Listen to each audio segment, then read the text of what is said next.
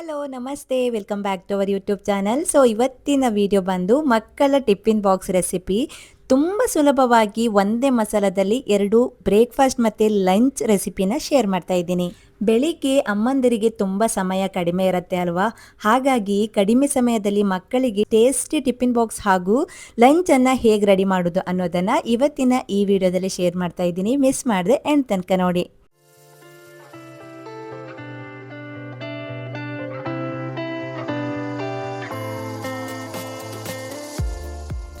ಹೌದು, ಇವತ್ತು ನಾನು ಒಂದೇ ಮಸಾಲದಲ್ಲಿ ಬ್ರೇಕ್ಫಾಸ್ಟ್ ಮತ್ತು ಲಂಚ್ ರೆಸಿಪಿನ ಎರಡನ್ನೂ ಶೇರ್ ಮಾಡ್ತಾ ಇದ್ದೀನಿ. ಮೊದಲಿಗೆ ನಾನಿಲ್ಲಿ ಹಾಲಿನಿಂದ ಪನ್ನೀರನ್ನು ಮಾಡ್ಕೊಳ್ತಾ ಇದ್ದೀನಿ. ಮನೆಯಲ್ಲೇ ನಾವು ಪನ್ನೀರನ್ನು ತಯಾರು ಮಾಡ್ಕೊಳ್ಳೋದ್ರಿಂದ ಆರೋಗ್ಯಕ್ಕೂ ಒಳ್ಳೆಯದು, ಹಾಗೆ ಮಾಡಲಿಕ್ಕೂ ಕೂಡ ತುಂಬಾ ಸುಲಭ. ಇವಾಗ ನಾನಿಲ್ಲಿ ಅರ್ಧ ಲೀಟರ್ ಹಾಲಿಗೆ ಸ್ವಲ್ಪ ಲಿಂಬೆ ಹಣ್ಣನ್ನು ಮಿಕ್ಸ್ ಮಾಡಿ ಹಾಲನ್ನು ಪನ್ನೀರನ್ನಾಗಿ ಮಾಡಿಕೊಂಡು ಇವಾಗ ಅದನ್ನು ಒಂದು ಸೈಡಲ್ಲಿ ಎತ್ತಿಟ್ಕೊಳ್ತೀನಿ. ಇನ್ನು ನಾನು ಆಲೂಗಡ್ಡೆಯನ್ನು ಬೇಯಿಸಿಟ್ಕೊಂಡಿದ್ದೆ, ಅದನ್ನು ಚೆನ್ನಾಗಿ ಸ್ಮ್ಯಾಶ್ ಮಾಡಿಕೊಂಡು ಇವಾಗ ಇದಕ್ಕೆ ಪನ್ನೀರನ್ನು ಸೇರಿಸ್ಕೊಳ್ತಾ ಇದ್ದೀನಿ.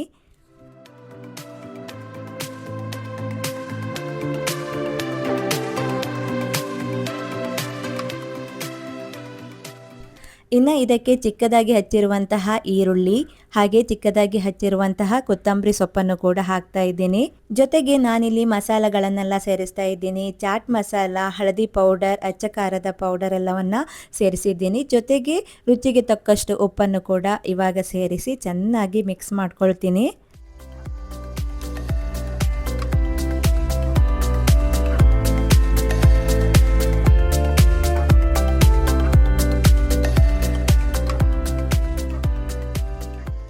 ಸ್ಟಫಿಂಗ್ ಎಲ್ಲ ರೆಡಿ ಮಾಡಿ ಸೈಡಲ್ಲಿ ಇಟ್ಕೊಂಡು ಆಲ್ರೆಡಿ ನಾನು ಚಪಾತಿ ಹಿಟ್ಟನ್ನು ರೆಡಿ ಮಾಡ್ಕೊಂಡಿದ್ದೆ. ಅದಕ್ಕೆ ಗೋಧಿ ಹಿಟ್ಟು, ಉಪ್ಪು ಮತ್ತು ನೀರು ಹಾಕಿ ಚೆನ್ನಾಗಿ ಮಿಕ್ಸ್ ಮಾಡ್ಕೊಂಡಿದ್ದೀನಿ. ಇನ್ನು ಚಪಾತಿ ಹಿಟ್ಟು ಮೃದುವಾಗಿ ಬರಬೇಕು ಅಂತ ಹೇಳಿದರೆ ಬಿಸಿ ನೀರಿನಿಂದ ಅದನ್ನು ಮಿಕ್ಸ್ ಮಾಡ್ಕೊಳ್ಬೇಕು. ಸ್ಟಫಿಂಗ್ ಎಲ್ಲ ರೆಡಿ ಮಾಡೋ ಮುಂಚೆನೇ ನಾನು ಹಿಟ್ಟನ್ನು ರೆಡಿ ಮಾಡಿ ಸೈಡಲ್ಲಿ ಇಟ್ಕೊಂಡಿದ್ದೆ. ಇವಾಗ ಒಮ್ಮೆ ಅದನ್ನು ನಾದ್ಕೊಂಡು ಇವಾಗ ಸ್ಟಫಿಂಗನ್ನು ಹಾಕಿ ಪರೋಟನ ಮಾಡ್ಕೊಳ್ತಾ ಇದ್ದೀನಿ.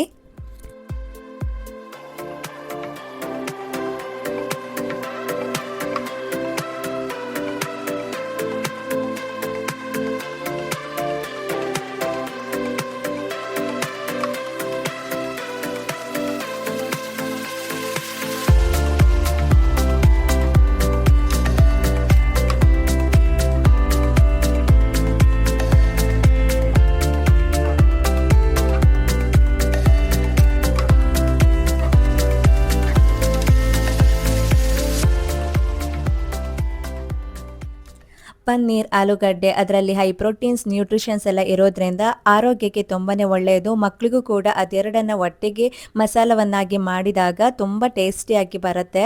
ಹಾಗೆ ಇದನ್ನು ನಾನು ಬ್ರೇಕ್ಫಾಸ್ಟ್, ಲಂಚ್ಗೆ ಯಾವ ರೀತಿ ರೆಡಿ ಮಾಡ್ತೀನಿ ಅಂತ ಇವಾಗ ಶೇರ್ ಮಾಡ್ತೀನಿ. ಮೊದಲಿಗೆ ನಾನಿಲ್ಲಿ ಪರೋಟವನ್ನು ಮಾಡಿದ್ದೀನಿ. ಇವಾಗ ತವಾಗೆ ಸ್ವಲ್ಪ ತುಪ್ಪವನ್ನು ಹಾಕಿ ಅದನ್ನು ಫ್ರೈ ಮಾಡ್ಕೊಳ್ತೀನಿ. ಆವಾಗ ಫ್ಲೇವರ್ ತುಂಬ ಚೆನ್ನಾಗಿರುತ್ತೆ.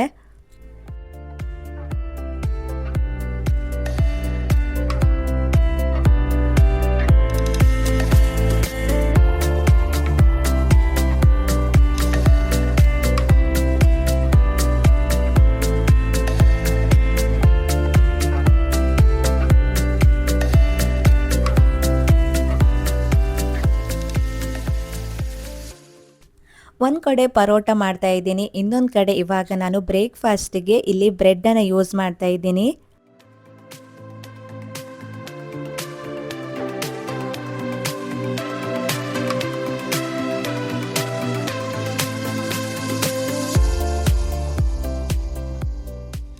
ಬ್ರೆಡ್ ಸೈಡ್ ಕಾರ್ನರ್ನ ಕಟ್ ಮಾಡಿ ಇವಾಗ ಒಮ್ಮೆ ಸಣ್ಣದಾಗಿ ಫ್ರೈ ಮಾಡ್ಕೊಳ್ತಾ ಇದ್ದೀನಿ. ಈ ರೀತಿ ಫ್ರೈ ಮಾಡೋದ್ರಿಂದ ಕ್ರಿಸ್ಪಿಯಾಗಿ ಚೆನ್ನಾಗಿ ಬರುತ್ತೆ.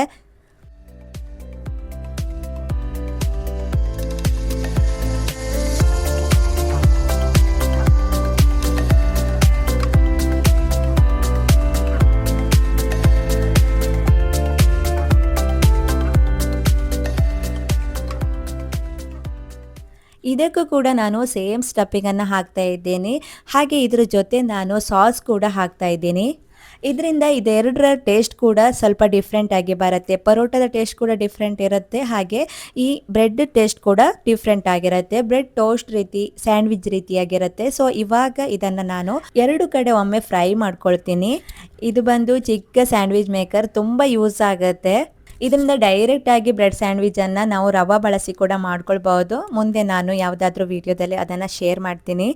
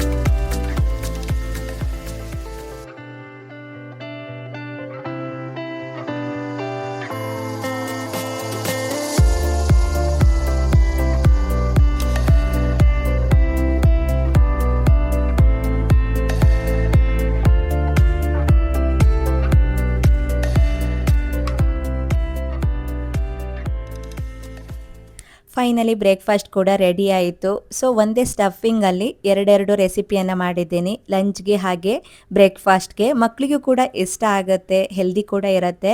ಸೊ ಸಿಂಪಲ್ಲಾಗಿ ಮಾಡಿರುವಂತಹ ಇವತ್ತಿನ ಬ್ರೇಕ್ಫಾಸ್ಟ್ ನಿಮಗೆ ಇಷ್ಟ ಆಯಿತು ಅಂತ ಭಾವಿಸ್ತೀನಿ. ಇದೇ ರೀತಿ ಬ್ರೇಕ್ಫಾಸ್ಟ್ ರೆಸಿಪಿ ಇದ್ದರೆ ನಿಮ್ಮ ಜೊತೆ ಖಂಡಿತ ಶೇರ್ ಮಾಡ್ತೀನಿ.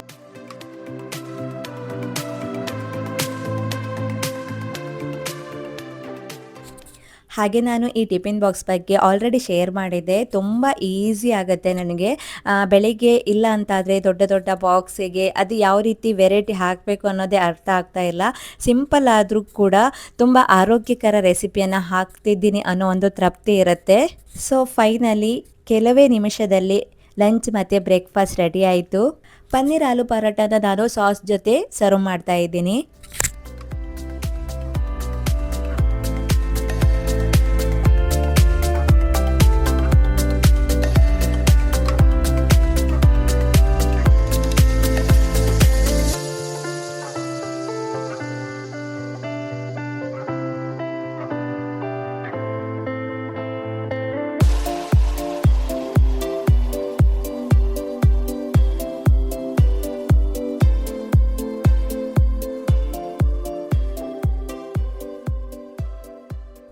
ಕೆಲವೊಂದು ಸಲ ಬೆಳಿಗ್ಗೆ ಬ್ರೇಕ್ಫಾಸ್ಟ್ ಏನು ಮಾಡಲಿ, ಲಂಚ್ ಏನು ಮಾಡಲಿ ಅನ್ನೋ ಒಂದು ಟೆನ್ಷನ್ ಇರುತ್ತೆ ಅಲ್ವಾ.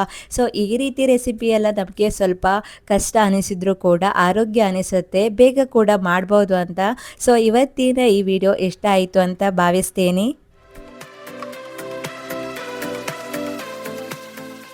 ಫೈನಲಿ ಮಕ್ಕಳನ್ನ ಡ್ರಾಪ್ ಮಾಡಲಿಕ್ಕೆ ಬಂದೆ. ಇವತ್ತಿನ ಈ ವಿಡಿಯೋ ನಿಮಗೇನಾದರೂ ಇಷ್ಟ ಆದರೆ ಪ್ಲೀಸ್ ಲೈಕ್ ಮಾಡಿ, ಅನಿಸಿಕೆಯನ್ನು ಕಮೆಂಟ್ ಬಾಕ್ಸಲ್ಲಿ ತಿಳಿಸಿ ಅಂತ ಹೇಳ್ತಾ, ಇನ್ನೂ ಯಾರೆಲ್ಲ ಈ ಚಾನಲ್ನ ಸಬ್ಸ್ಕ್ರೈಬ್ ಮಾಡ್ಕೊಳ್ಳದೆ ನೋಡ್ತಾ ಇದ್ದೀರಾ, ಸಬ್ಸ್ಕ್ರೈಬ್ ಮಾಡ್ಕೊಳ್ಳಿ. ಹಾಗೆ ಇನ್ನೊಂದು ಯೂಸ್ಫುಲ್ ಕಂಟೆಂಟ್ ಜೊತೆ ಮತ್ತೆ ಸಿಗೋಣ. ಅಲ್ಲಿ ತನಕ ಎಲ್ರಿಗೂ bye bye. Thanks for watching.